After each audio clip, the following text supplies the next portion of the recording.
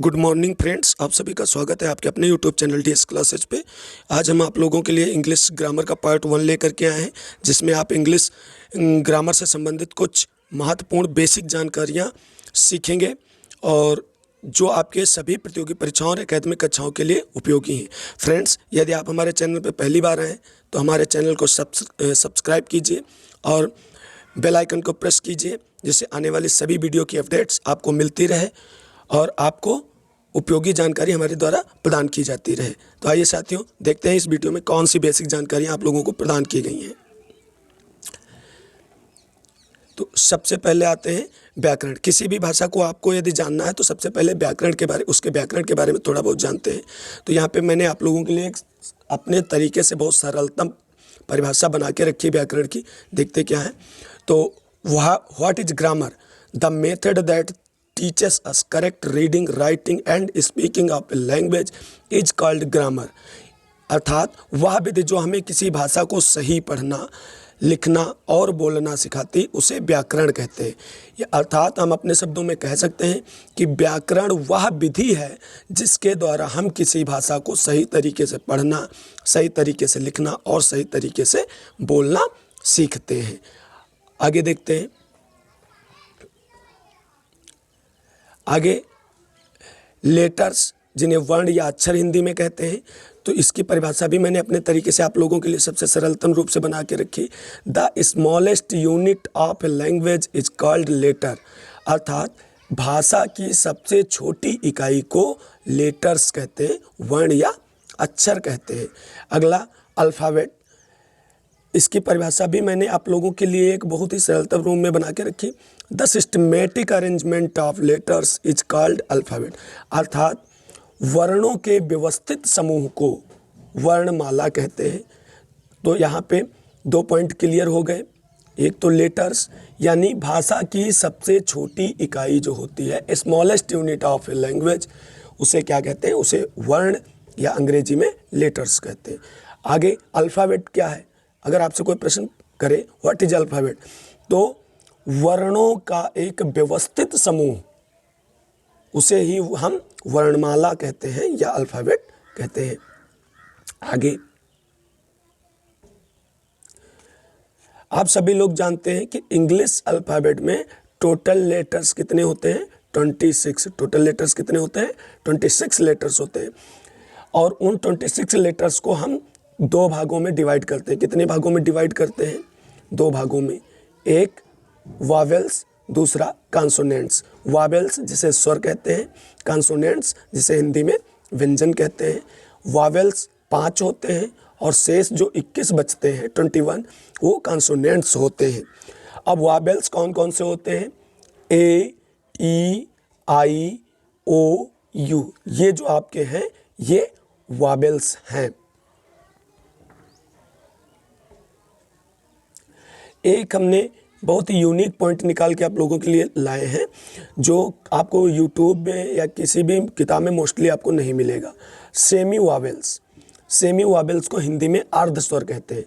तो जो 21 कॉन्सोनेंट्स होते हैं उसमें 2 लेटर्स ऐसे होते हैं जो स्वरों के रूप में भी प्रयोग किए जाते हैं और व्यंजनों यानी कॉन्सोनेंट्स के रूप में भी प्रयोग किए जाते हैं।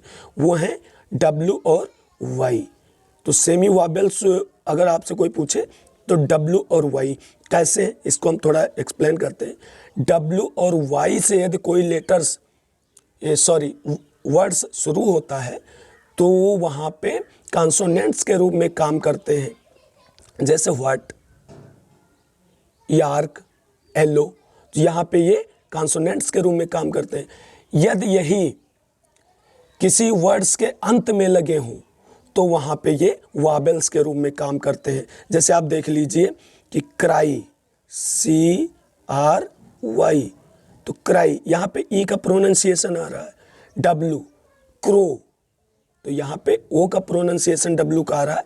तो ये सेमी वावेल्स के रूप में यूज होते हैं। तो यदि पूछा जाए कि सेमी वावेल्स कौन से यानी अर्धस्वर कौन से हैं, तो W और Y आएंगे। अगला एक और यूनिक पॉइंट हमने निकाला आप लोगों के लिए, सिलेबल यानी शब्द खंड। किसी शब्द का वह भाग जो एक बार में बोला जाता है उसे सिलेबल कहते हैं। उसे क्या कहते हैं? सिलेबल या शब्द खंड कहते हैं। जैसे आप बोलते हैं संडे, मंडे, तो संडे क्या है? देखो संडे आपने बोला तो संडे को हम दो भागों में बोलते हैं, सन और डे।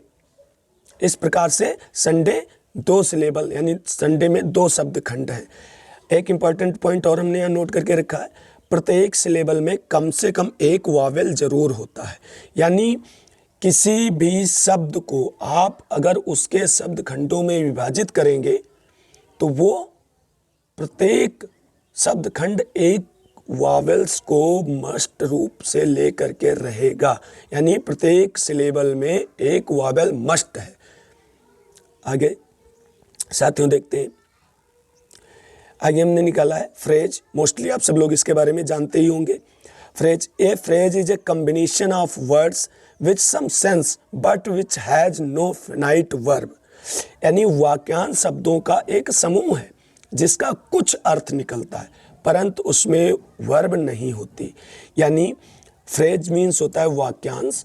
वाक्यांश शब्दों का एक समूह तो है जिसका कुछ अर्थ निकलता है लेकिन उसमें वर्ब नहीं होता है, अर्थात वो कंप्लीट सेंस नहीं देता है। वो किसी सेंटेंस में रखने के बाद ही कंप्लीट सेंस देता है।